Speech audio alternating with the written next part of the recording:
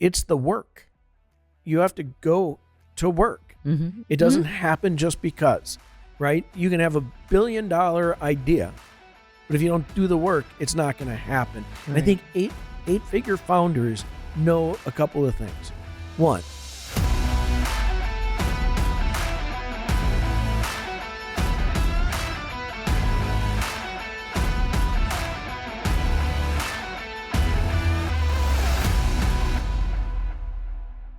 welcome to the Trustpreneur Podcast. Today's episode is all about the eight-figure mindset and what separates the eight-figure mindset founders from everybody else. This all stemmed from an original discussion about what was more important, whether it was the numbers or the mindset, but it delved in so much deeper than that. So today we're going to spend a lot of time just talking about the eight-figure mindset. Hello, Madeline. Hello, David. So what do you think? The eight-figure mindset, what goes into that?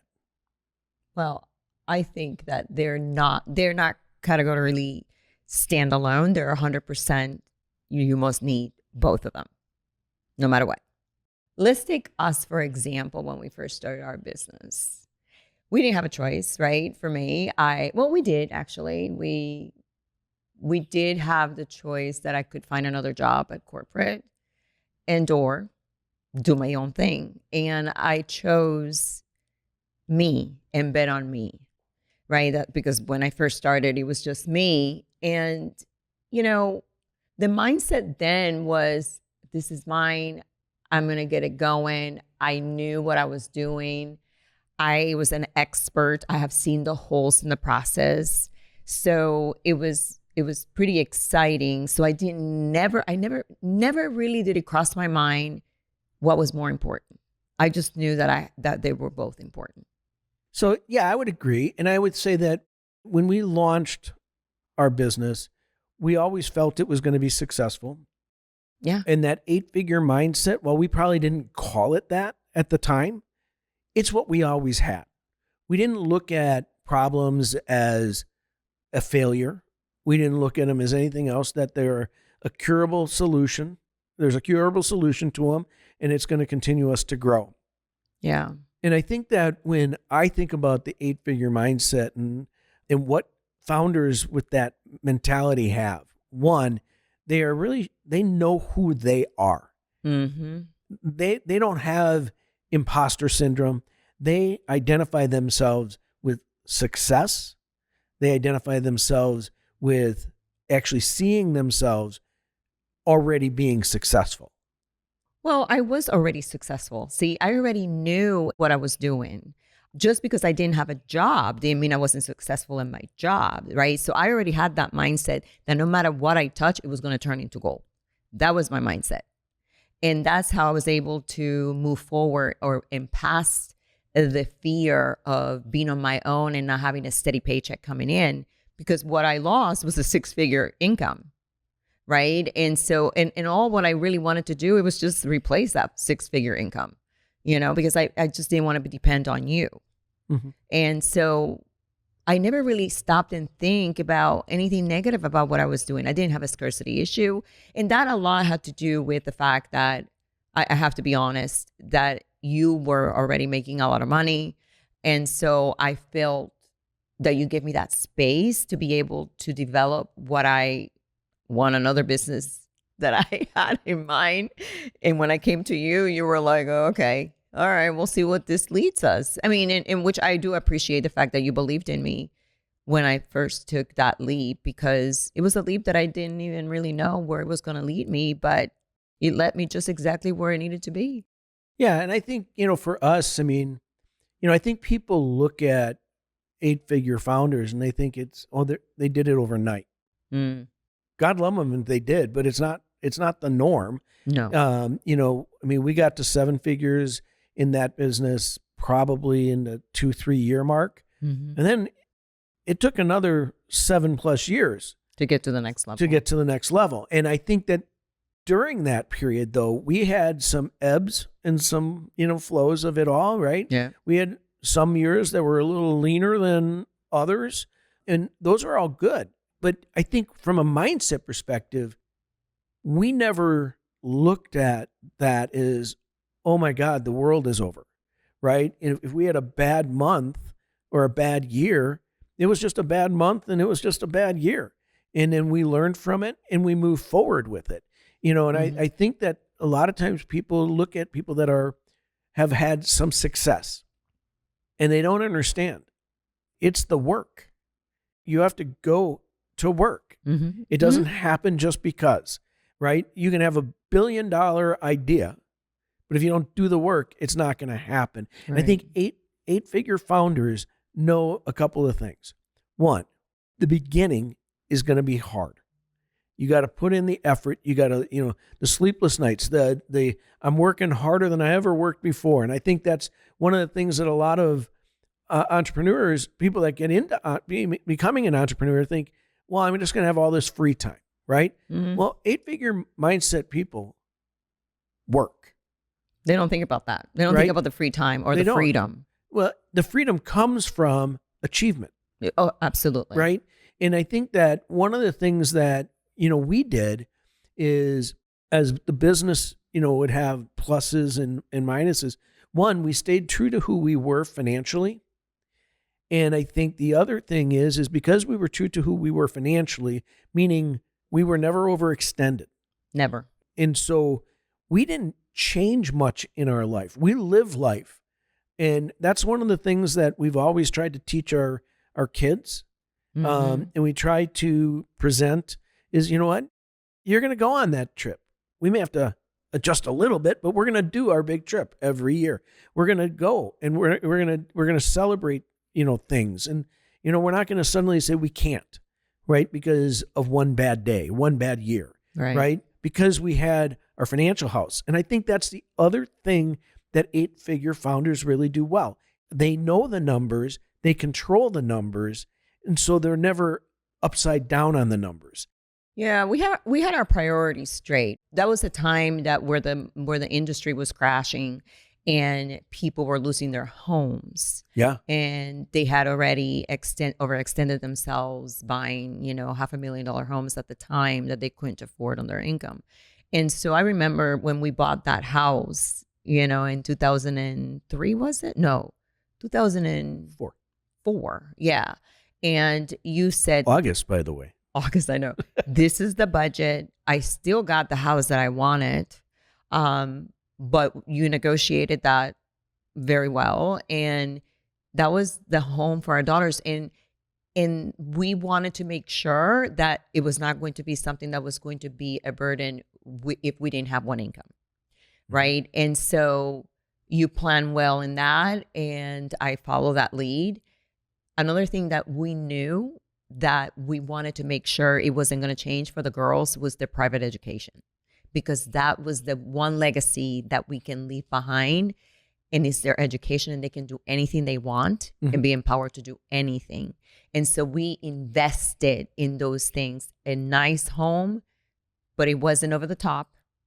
And we can still pay their tuition, their private education in our home, and not in our cars were free and clear. So that's another thing. We never really took, even though we made a lot of money, we never lived our lives like we had a lot of money. Yeah, I would agree with that. But I think also at the same point, we didn't not live our life like we had good money. Right? We did the things. Yeah, absolutely. And so, but I agree with you. And I think, as I think about 8-figure founders, right, the next thing is, right, so the numbers were important on personal and business. Mm-hmm. The mindset, though, I'll be the first to admit, I think we catapulted in year 8 to 9. And that's, really when I think I started. You were already doing some personal work. Yes. And getting there. And then I started doing some personal work as well. And I look back and I wonder, right? So now you are an internationally certified coach in mindset and all things. And we didn't really seek out one-on-one or, that type of coaching back then. We do now. right? Well, but that was that was because we came from a background of corporate, which a lot of people might, I'm going to say this, they might look at it as a bad experience. I looked at it as an amazing experience. It is the reason why we did so well in our business, because of the corporate discipline, what we knew that we were able to apply to grow our business, and so we didn't need coaching at the time, and it wasn't a thing like it is today. No, it wasn't. But I where I was going to go with that is, do you think, utilizing what you just said, that if we would have taken advantage of some really good, coaching in, certain areas, mindset and things like that, would that have helped us get to our place quicker? How do you see that? Because I don't want people to think that, we don't believe it. We were doing things on an individual basis, because honestly, the coaching we got really was through corporate development and training. Mm-hmm. And then but it wasn't the same. But it's not like it is with the stuff now. But my point is I think it might have helped, right? I think so. I think that, coaching, the right coaching, yeah, will catapult you to a level that can, and I use that very carefully, catapult you to the next level. Absolutely. However, for me, it was not about the coaching in the business. Mm-hmm. I think the business was going to always do well because of who we are, right? We're disciplined. We understand what we know, all those things. But, the one where it could have worked, it would have been mindset, like you said. And because, regardless of your mindset, there's always that voice inside of you that wants to sabotage your excitement of things, right? And so understanding who I was as a person and what literally excites me and what doesn't, understand what I know now about my brain, right? My brain hormones and how to lifestyle and all those different things could have enhanced the ability for me to get there fast, even faster. I don't have any proof of that either way. That's why I said it could have. But now I do know today in the people that I listen to, in how I consult people, when I listen to the way they speak about their lives, I understand how much work, mindset work, needs to be there, and they need. Right. I did not need that because I was in survivor mode at the time. Yeah. So I didn't have time to think about, it was me, right? I just went. So, right. My mindset has always been very different. I'm very special. What can I tell you? Well, I think that the real thing, and the reason why I was kind of bringing that up, is when we're working with clients in our Trustedpreneurs immersives, we realize that mindset is a critical component of the numbers, right? And the numbers need to follow the mindset in some sense, because, and that's why we offer, when we start every one of our client immersives in with mindset work. Mm-hmm. And it allows us to, when you have that 8-figure mindset, your values, your vision, and your goals align.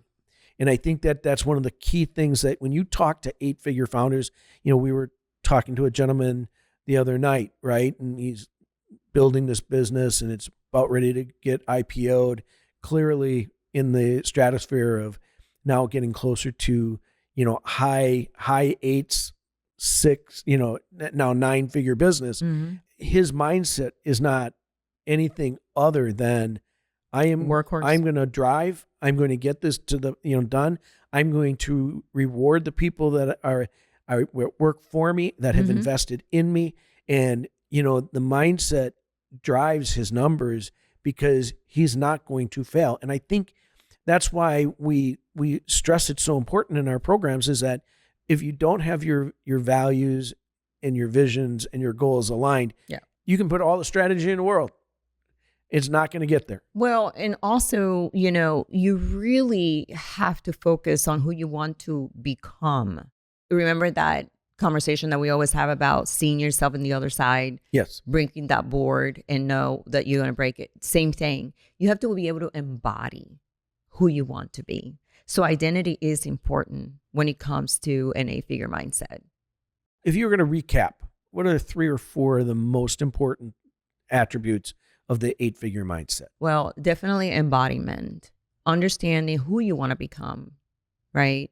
I would say alignment with your vision and your values are critical. Understand what that is. Your time is so important. Make sure that there's ROI behind that time that you spend when you say yes. Okay. And those are my 3. What about yours? I can't just say ditto. No, you can, but I think from a mindset standpoint, you need to know what yours are. I think those are spot on. Maybe I would add just that idea that 8-figure founders weren't always 8-figure founders. They had to believe in themselves, and then they had to do the work. And I think that that's the only thing, is that even to this day, we work, right? It's who we are. We're not looking for anything less. We're built to do that. And I think 8-figure founders have found that is their music, right? They're doing the work. Now they may do slightly different work, right, than what they started doing. They're still working and they're still growing. And I think that's maybe the 5th thing, is that, and we didn't spend a lot of time on it, but they are learning. They're constantly learning. They're learning new skills. They're learning new ways to enhance their services and their products. They're constantly growing. Those are the key 5 for me then.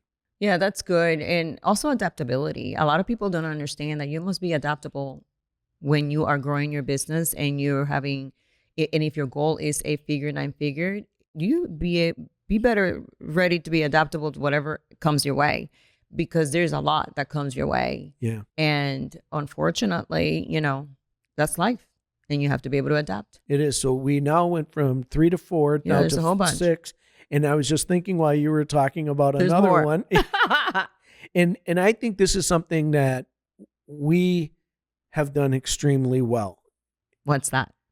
We're not afraid to get into the big room. That and we don't spend a lot of time in the weeds either, Well, I can, but you can. Yeah. But I don't. I don't have time for that, And so, and investing in yourself, I would say in those rooms that you were talking about, it's not about status, buying a VIP ticket. Mm-hmm. It is about being proximity, in my opinion. Right. Exactly. Right. And so, and in proximity with purpose. Yeah. It's not about the applause and the thing, it really is genuine connecting with people that you would want to answer their phone call at 2:00 in the morning.